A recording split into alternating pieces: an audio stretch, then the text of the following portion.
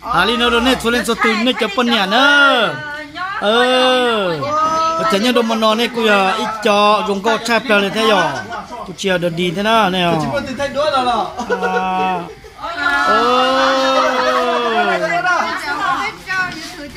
cho nên số từ nữa hai chép lên này chẳng nó nè có lên luôn dân gì lên nó thế nữa bây giờ làm trai là chọc con này nữa. bây giờ thay đuôi cái nữa. để chúng ta đua tặng chúng ta để trái đuôi lô. Bây giờ chỉ nhận thay đuôi còn thay đuôi thay đuôi. Thay đuôi lên mà hai lù đó. Cái gì đó. thay cho bé hai lô thay con nào. Cá bỏ con rồi. Cái cá tao. Từ thay đuôi này khi bé tin chưa nó cũng được. Đi phó thì lúc thay đuôi đó. nó có chuẩn bị thật tao lấy mắm mà đi muốn lấy nhìn gì câu chứ nó tỉ rồi tí giờ đồng thau xin nè nó tí giờ đồng thau phê cũng một son đi ra son đi kia đi kia trái rồiนู่นน่ะอย่านู่นน่ะผมได้เชียร์นะอย่าวันที่น่ะผมได้เชียร์ลูกที่น่ะผมได้เชียร์ช่องน่ะผมได้เชียร์นะ lên tụ cái bỏ lên tụ cái bỏจะคนเนี่ยนะ nó mình thi bây giờ gì nữa lúc gì lính tu nữa cho áo phản cổ bây giờ có gì đâu mình thi bây giờ gì rồi mình thi bây giờ y gì lính tu cho áo phản cổ gì nữa cho cô pu nó cắt tôi rồi cho bây giờ nó là bây giờ nè cho cô pu này nè cho nó cho cô pu nó sao dùng nè giờ cha lên sao cái vòn ra nó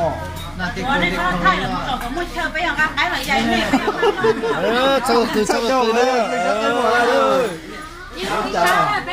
ta cũng chơi mà chứ muốn thay cái quay mà là không được nè chơi nè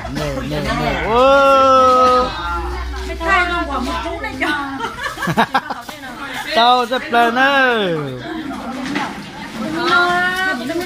cả có tao chôm mắm đầy cha nè nó nồi nó nồng mắm đầy cha nè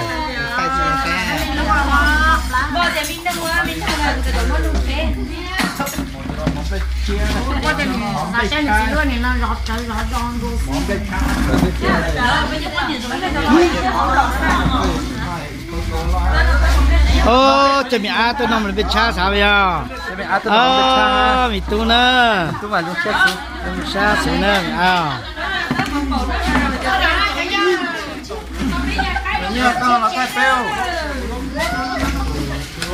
nó tôi nói chi à mẹ? Nó bên cha vậy? Bên lòng bên chỗ, bảo chỗ môn có mắm lù, mắm lòng là môn nữa nè. mà chỗ là mua nữa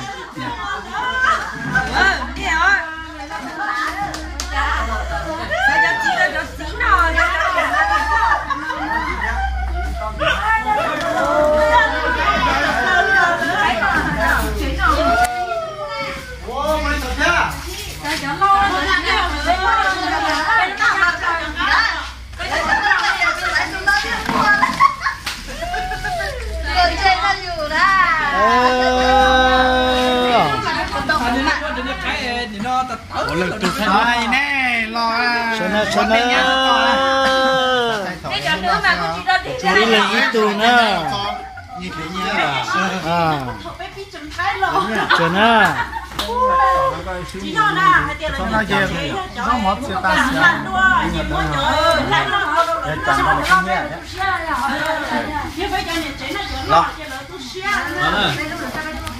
Bên lúc này chỉ lâu là lúc bổng no thế nào? Chắp lời mà chỉ mới thôi.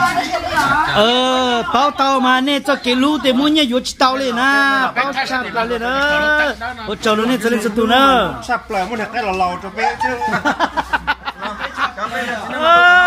Giờ trả lên đâu. Giờ.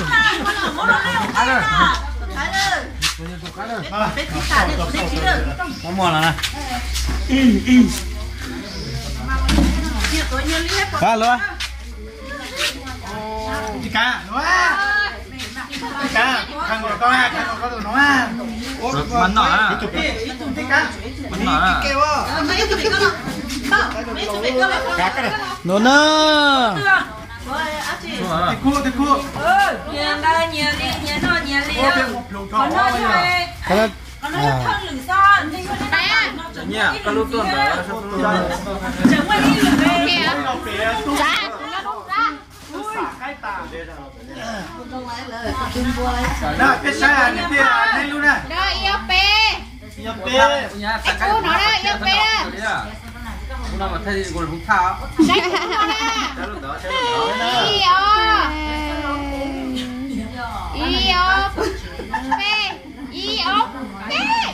Ô, là lửng thảo, mà cũng theo một con lửng gớm xíu. Lồng thác con nó lên đâu cơ. Nó đi. Lửng thảo à, có chị lửng. Đó à. Sự đốt đến nó kìa. Nó kìa. Thay to.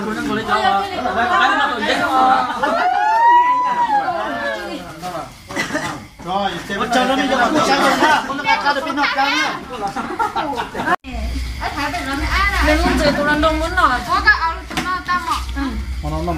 nhớ tụi mình nó nữa xử lý giờ cho mi phong gì luôn nữa Thay đuôi sao này sao mà thay lúc mà nó mà xa anh đây là cá chơi tập cái này à chơi